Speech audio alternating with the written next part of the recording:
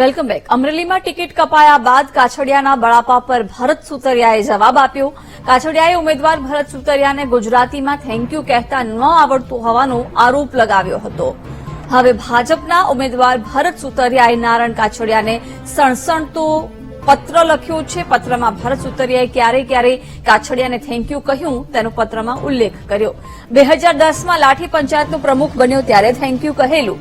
સાથે કહ્યું 2023માં જિલ્લા પંચાયતનો પ્રમુખ બન્યો ત્યારે થેન્ક યુ કહેલું. સાથે કહ્યું મારા માર્ગદર્શક રહ્યા એટલી વાર તમને થેન્ક યુ કહ્યું. લોકસભાની ચૂંટણીમાં ટિકિટ મોદી, શાહ અને પાર્લામેન્ટરી બોર્ડ નક્કી કરે છે.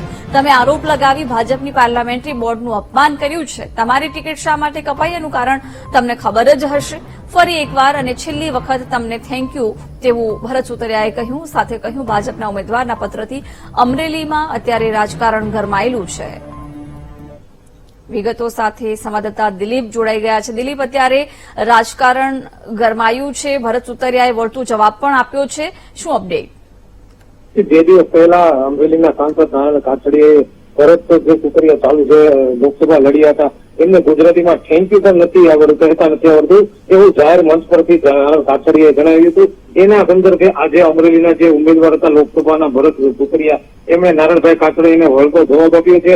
એમણે નારણ કાછડિયાને સણસણતો પત્ર પાઠવ્યો છે. આ પત્રમાં એમણે જણાવ્યું છે કે જયારે મહામંત્રી બનાવ્યા, પ્રમુખ બનાવ્યા, લાઠી તાલુકા પંચાયતના પ્રમુખ બન્યા ત્યારે થેન્ક યુ કહેલું હતું. ત્યારે 2023માં જિલ્લા પંચાયતના પ્રમુખ બનાવ્યા ત્યારે પણ થેન્ક યુ કહેલું હતું. ત્યારે હાલ થેન્ક યુ લઈને વાતાવરણ કરેલું છે. અને જે લોકસભાના ઉમેદવાર ભરત સુતરિયા છે એમણે નારણભાઈ કાછડિયાને વળતો જવાબ આપ્યો છે.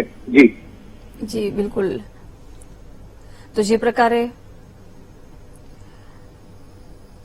નારણ કાછડિયાને વળતો જવાબ આપ્યો છે ભરત સુતરિયાએ. દિલીપ, ખાસ કરીને જે પ્રકારે રાજકારણ ગરમાયું છે, હવે ભરત સુતરિયાએ જયારે વળતો જવાબ પણ આપ્યો છે, ક્યારે ક્યારે થેન્ક યુ કહ્યું છે, એ બાબતોનો ઉલ્લેખ કર્યો. સાથે તમને ટિકિટ કેમ ન મળી, કેમ તમારી ટિકિટ ગમાઈ તમે જાણતા જ હશો એ શબ્દોનો પણ ઉપયોગ કર્યો છે. શું આ મામલે હવે ફરીથી કોઈ નિવેદન નારણભાઈનું સામે આવ્યું છે? નારણભાઈનો સંપર્ક કરવાની પ્રયત્ન ચાલુ છે. ત્યારે જે ભરત સુતરિયા છે ભરત સુતરિયાએ વળતો જવાબ આપ્યો હતો. આ ઘટના 2 દિવસ પહેલા રાજકારણ ગરમાયું હતું.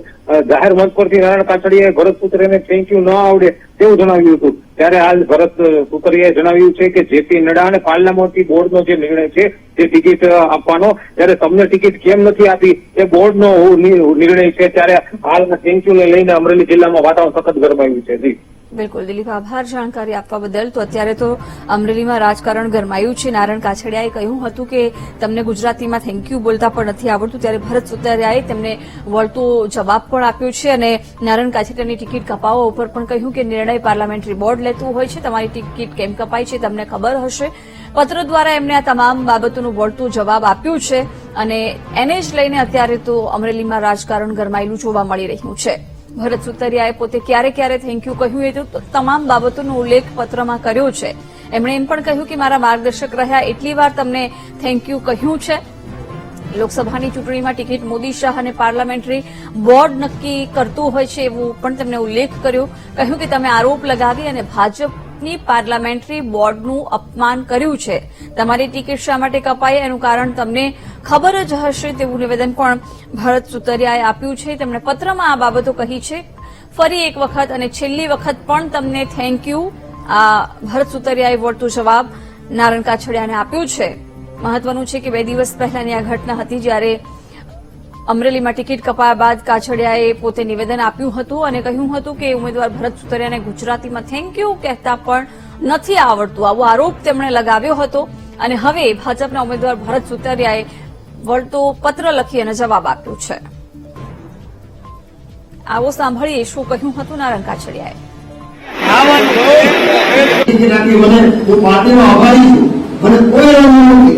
પરંતુ તમે જે સિલેક્શન કર્યું છે ને કે તમે અમરેલીને 23 લાખની વસ્તી અને તમે 17.5 લાખ મતદારોનો દ્રોહ કર્યો છે. ભારતીય જનતા પાર્ટીએ દ્રોહ કર્યો છે.